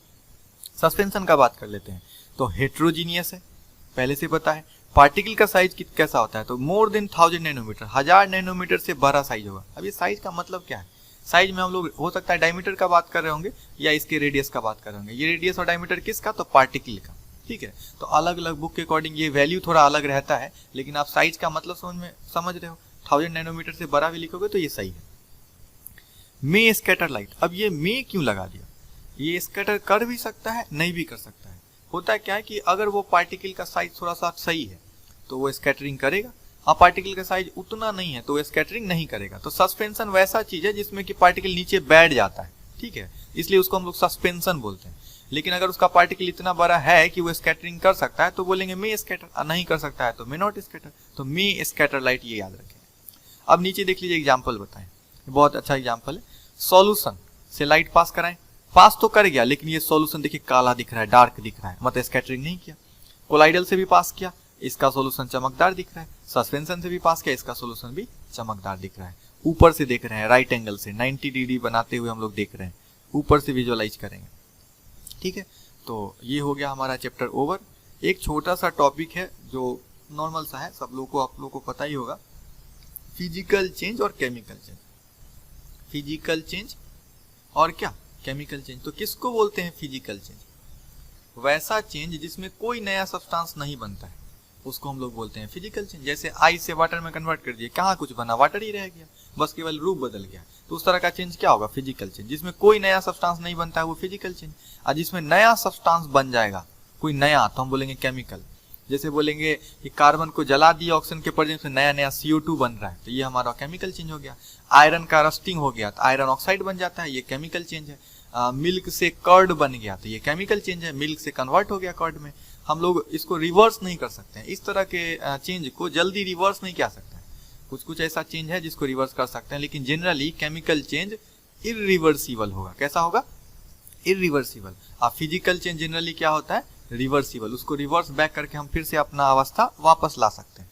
तो नॉर्मल सा बात है, फिजिकल चेंज वैसा चेंज है जिसमें no new substance is found, और chemical change is the change in which new substance is found with new chemical properties और फिजिकल प्रॉपर्टी। नया बनेगा तो नया प्रॉपर्टी सब आ जाएगा। और फिजिकल चेंज जनरली रिवर्सिबल होता है और केमिकल चेंज जनरली इरिवर्सिबल होता है। तो ये हम लोग का फर्स्ट टॉपिक या फर्स्ट वीडियो कंप्लीट हो गया, जिसमें हम लोग 2 चैप्टर के बारे में डिस्कस किए, मैटर इन आवर सराउंडिंग्स और दूसरा is matter around us pure. तो क्या आंसर होगा, हमारे चारों तरफ का मैटर क्या प्योर होता है, तो आंसर हो जाएगा नो, सारा मैटर प्योर नहीं होता है, इम्प्योर भी होता है। तो हम लोग अगले वीडियो में मिलते हैं, देन उस दोनों टॉपिक को, जो तीसरा और चौथा चैप्टर है, उसको एक साथ हम लोग कंप्लीट कर लेंगे। ठीक है, आप लोग इसको अच्छे से देखो और देन किताब को जो भी क्वेश्चन आंसर है उसको अच्छे से बनाओ। ठीक है, तो बेस्ट ऑफ लक।